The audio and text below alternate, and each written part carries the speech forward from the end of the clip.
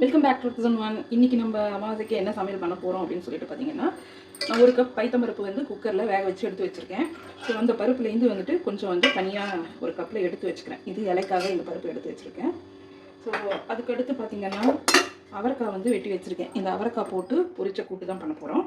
அதுக்கப்புறம் பீன்ஸ் வந்து உப்பு போட்டு வேக வச்சு வச்சுருக்கேன். இது எதுக்காகனா பருப்பு ஊசிலி பண்ணலாம் அப்படின்னு சொல்லிட்டு. ஸோ இந்த பருப்பு ஊசிலிக்குமே வந்துட்டு நான் அரைச்சி வச்சாச்சு. ஒரு சின்ன டம்ளரில் வந்துட்டு ஒரு 1/4 கப் வந்துட்டு துவரம்பருப்பு, 1/4 கப் கடலப்பருப்பு, அதை வந்து ஊற வச்சுட்டேன். ஒரு 1/2 மணி நேரம் ஊற வச்சுட்டு அது கூட ஒரு 3 காஞ்ச மிளகா, கொஞ்சம் உப்பு அது வரைக்கும் போட்டு நல்லா அரைச்சி வச்சாச்சு. ஸோ டக்குன்னு அடுத்து ரெடி பண்ண வேண்டியது தான் பாக்கி. அதுக்கடுத்து பார்த்திங்கன்னா வாழைக்காவும் கட் பண்ணி உப்பு போட்டு வேக வச்சாச்சு. இப்போ அடுத்து எல்லாத்தையுமே தாளித்து டக்குன்னு சமையலை முடிச்சிடலாம். ஒரு கடாயில் ஒரே ஒரு கைப்பிடி அளவுக்கு உளுந்து, ஒரு 4 காஞ்ச மிளகா போட்டு நல்லா ட்ரையாகவே வறுத்துக்கலாம். உளுத்தம்பருப்பு பொன்னிறமாக மாறிடுச்சு. இதை இப்போ வேறு தட்டுக்கு மாற்றிக்கலாம். இந்த கடாயை கொஞ்சம் சூடாக தான் இருக்குது. இதில் கொஞ்சம் எண்ணெய் விட்டுப்போம். கொஞ்சம் கடுகு போட்டுறோம். கடுகு நல்லா பொரியட்டும்.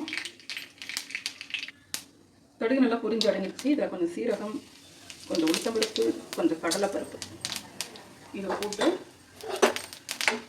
இந்த பருப்பு கொஞ்சம் நல்லா வறுபடுற வரைக்கும் இதை வறுத்துக்கலாம். லைட்டாக கலர் மாறினா போதும். அவ்வளோதான். இதில் வந்துட்டு ஆல்ரெடி நம்ம வேக வச்சுருக்கோம் இல்லையா வாழைக்காய், உப்பு போட்டு வேக வச்சுருக்கோம். அதை இதில் சேர்த்துவோம்.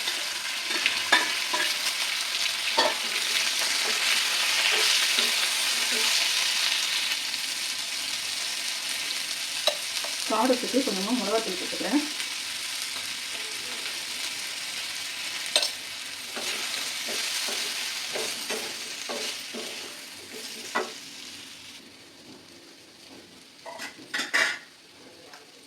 மிளகாத்தூள் போட்டு ஒரு 2 நிமிஷம் நல்லா வதக்கியாச்சு, பச்சை வாசனை போகிற வரைக்கும்.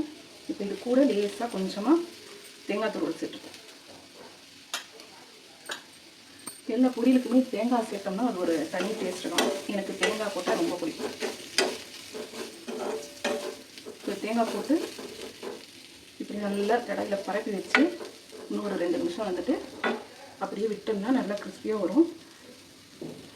அது அப்படியே சிம்மில் வந்துட்டு இன்னொரு ஸ்டவ்வில் வச்சுருக்கேன். இப்போ இன்னொரு கடாயை வந்து வச்சுருக்கேன். இதில் வந்துட்டு கொஞ்சம் தாராளமாக எண்ணெய் விட்டுப்போம். எண்ணெய் சூடாகட்டும். எண்ணெய் நல்லாவே சூடாகிடுச்சு. இதில் கடுகு கொஞ்சம் போட்டுப்போம். கடுகு நல்லா பொரியட்டும். கடுகு நல்லா பொரிஞ்சிருச்சு. இதில் கொஞ்சம் சீரகம் போட்டுப்போம்.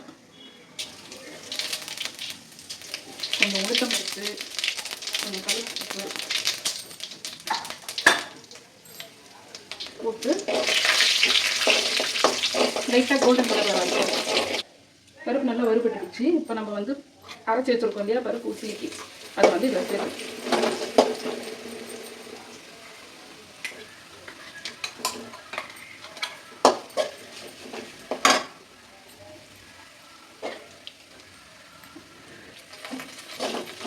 இதையும் அப்படியே இந்த எண்ணெயில் நல்லா வறுத்துட்டு அப்படியே சிம்மில் வச்சு விடுவோம்.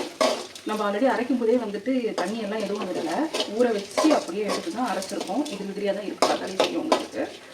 ஸோ இப்போ வந்துட்டு இந்த சிம்மில் அப்படியே கொஞ்சம் வச்சு விட்டு இப்படி கிளறி விட்டோம்னா அந்த எண்ணெயிலேயே வந்துட்டு அந்த பருப்பு நல்லா வெந்து வந்துடும். ரொம்ப நேரம்லாம் எடுக்காது. சும்மா ஒரு 5 நிமிஷம் வந்துட்டு சிம்மில் வச்சு வறுத்து விட்டாலே போதும். ஆல்ரெடி இதில் வந்துட்டு உப்பு காரம் எல்லாமே சேர்த்தாச்சு. நம்ம பீன்ஸ்லேயுமே வந்துட்டு உப்பு போட்டு தான் வேக வச்சுருக்கோம். இது ஒரு 5 நிமிஷம் நல்லா சிம்மில் வச்சு வேறு மாதிரி வறுத்து விட்டோம்னா நம்ம எண்ணெயில் தாளிக்கும் போது இந்த பருப்பு போடுறோம் இல்லையா, அதே மாதிரி தான் இந்த பருப்பு எல்லாமே வந்துட்டு நல்லா வெந்துடும். ஸோ அதுக்கப்புறமா வந்துட்டு நம்ம அந்த பீன்ஸை வந்து இதில் போட்டு கிளறி இறக்கிட்டோம்னா பீன்ஸ் ஊசி ரெடி ஆகிடும். இது நல்லா வெந்து வந்துடுச்சு பருப்பு. இப்போ இது கூட பீன்ஸ் சேர்த்துக்கலாம்.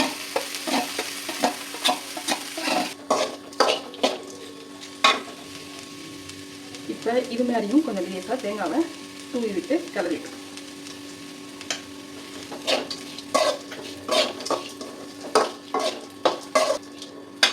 இப்படியே ஒரு சிம்மில் ஒரு 5 நிமிஷம்.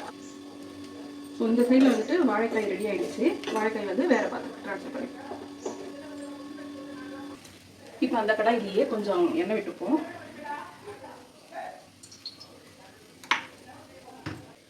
கொஞ்சமாக கடுகு நல்லா பொரியட்டும்.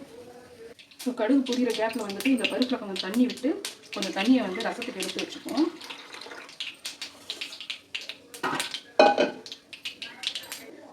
கறி நல்லா புரிஞ்சிச்சு. இப்போ இதுலேருந்து கொஞ்சம் கடுகு தாளிப்பை எடுத்து இந்த ரசத்துக்கு ஊற்றிடலாம். இப்போ இதில் வந்துட்டு கொஞ்சம் சீரகம் போட்டு கொஞ்சம் உளுத்தம்பருப்பு போட்டுருவோம். போட்டு வறுத்துட்டு உளுந்து கொஞ்சம் கலர்னா இருக்கும். இப்போ இது கூட நம்ம அவரைக்காய் வெட்டி வச்சுருக்கோம் இல்லையா, அதே இதில் சேர்த்துப்போம்.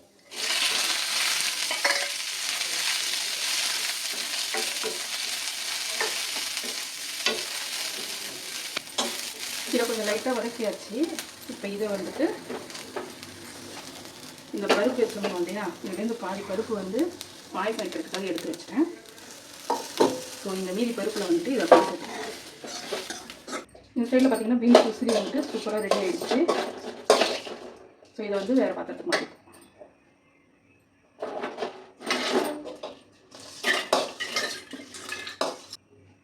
ஸோ இந்த அவரைக்காய் கூடயே வந்துட்டு ஒரு தக்காளி போடுறேன்.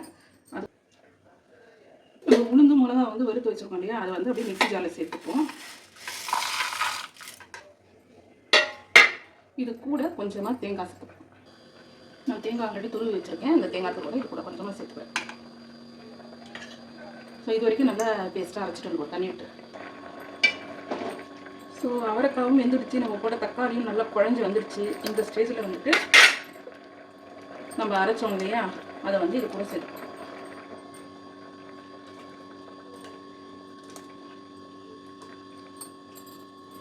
நம்ம ஜாரை விட்டு அலம்பி அதில் அந்த தண்ணி இதில் சேர்த்துப்போம். ஏன்னா அரைச்சி விடும்போது எப்படியும் திக்னஸ் ஆகும். இந்த மாதிரி தண்ணி ஊற்றுறது நல்லா அட்ஜஸ்ட் ஆகிடும். ஸோ இந்த ஸ்டேஜில் வந்துட்டு கொஞ்சமாக புளி நான் கரைச்சி வச்சுருக்கேன். அதை வந்து கொஞ்சம் இதில் விட்டாச்சு. அப்படியே ரசத்துக்கு பருப்பு தண்ணி எடுத்து வச்சுருக்கோம் இல்லையா, அந்த பருப்பு தண்ணியில் கொஞ்சம் புளி தண்ணி எடுத்து.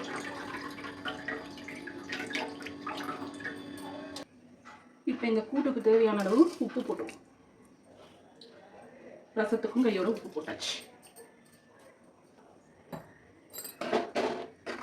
உப்பு போட்டு கலந்து ஒரு 5 நிமிஷம் விட்டோம்னா கூட்டு ரெடி ஆகிடும்.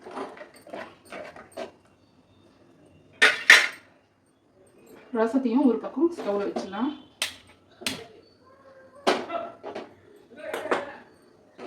அவ்வளோதான், கூட்டு சூப்பராக ரெடி ஆகிடுச்சு. இதை ஆஃப் பண்ணுவோம். இங்கே ரசமுமே நுர கட்டி வந்துடுச்சு நல்லா. இந்த ஸ்டேஜில் வந்துட்டு மிளகு சீரகம் வந்து நல்லா மிக்சியில் அடித்து வச்சுருக்கேன். இந்த சின்ன ஸ்பூன்றதுனால வந்துட்டு ஒரு 3 ஸ்பூன் அளவுக்கு போட்டுக்கிறேன்.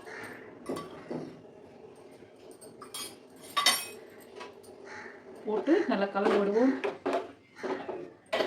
கலந்து விட்டுட்டு ஆஃப் பண்ணிடுவோம். போட்டு வேறு பாத்திரத்துக்கு ட்ரான்ஸ்ஃபர் பண்ணிடுவோம்.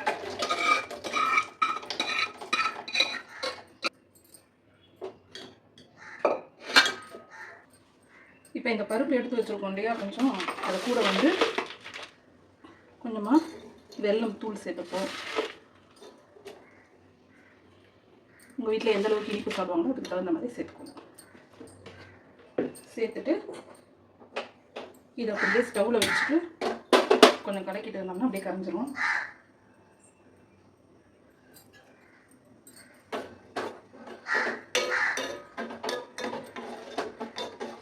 ஓகே, இது கரையட்டும். அதுக்கு நடுவில் வந்துட்டு ஒரு மிக்ஸி ஜாரில் வந்துட்டு கொஞ்சமாக தேங்காய் துருவல் எடுத்துருக்கேன்.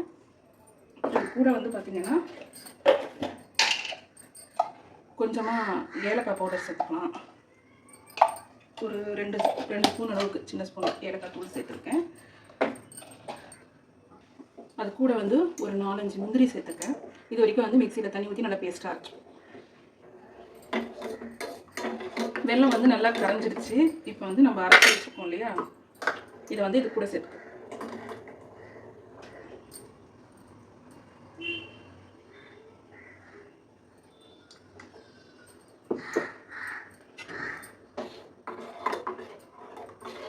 அவ்வளோதான், சூப்பர் பைத்தம்பருப்பு பாயசம் ரெடி. தேங்காய் விட்ட பிறகு கொதிக்கலாம் விடக்கூடாது. லேசாக ஒரு நுர கட்டும்போது அப்படியே ஆஃப் பண்ணிடணும். அதுக்கப்புறம் முந்திரி திராட்சை இதை வந்து நெய்யில் வறுத்துக்கிட்டோம்னா முடிஞ்சது. ஸ்டவ்வில் வந்துட்டு ஒரு குழிக்கரண்டி வச்சுக்கலாம். அதில் ஒரு ஸ்பூன் அளவுக்கு நெய் விட்டுப்போம்.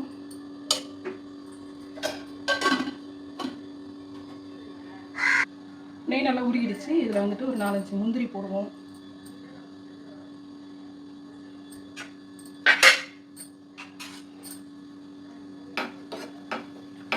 முந்திரி நல்லா புஷ்ஷுன்னு புரிஞ்சு வரணும். அவ்வளோதான். இதை அப்படியே எடுத்து அந்த பாயசத்தில் சேர்த்துருவோம். திரும்பவும் அதே நெய்யில் வந்துட்டு ஒரு 5-6 முந்திரியை போடுவோம். போட்டு இந்த முந்திரி வந்துட்டு கொஞ்சம் லைட்டாக கோல்டன் ப்ரௌன் கலர் வர வரைக்கும் கொஞ்சம் இந்த நெய்யில் பொரிச்சிட்டு அதையும் பாயசத்தில் சேர்த்துருவோம். அவ்வளோதான். இன்றைக்கி கார்த்திகை அமாவாசை சமையல் முடிஞ்சது நல்லபடியாக. இதுக்கப்புறம் சாமி கும்பிட்டு காக்காவுக்கு போட்டோம்னா நம்ம வேலை முடிஞ்சுது. ஸோ ஃபைனலாக இன்றைக்கி என்ன பண்ணியிருக்கோம் அப்படின்னு சொல்லிட்டு பார்த்தோம்னா, சுட சுட சாதம் இருக்குது, அதுக்கப்புறம் வாழைக்காய் கறி, பீன்ஸ் பருப்பு உசிலி, அவரைக்காய் பொரிச்ச கூட்டு, அதுக்கப்புறம் பருப்பு தண்ணி எடுத்து மிளகு சீரகம் போட்டு ரசம், அதுக்கப்புறம் பருப்பு எடுத்து வச்சுருக்கேன், அதுக்கப்புறம் பைத்தம்பருப்பு பாயசம். இதுதான் இன்றைக்கி எங்கள் வீட்டில் அமாவாசைக்கான சமையல். ஸோ இந்த வீடியோ கண்டிப்பாக உங்களுக்கு ஹெல்ப்ஃபுல்லாக இருக்கும், யூஸ்ஃபுல்லாக இருக்கும்னு நினைக்கிறேன். இந்த வீடியோ பிடிச்சவங்க ஒரு லைக் பண்ணுங்கள். நம்ம சேனலை மறக்காமல் சப்ஸ்கிரைப் பண்ணிக்கோங்க.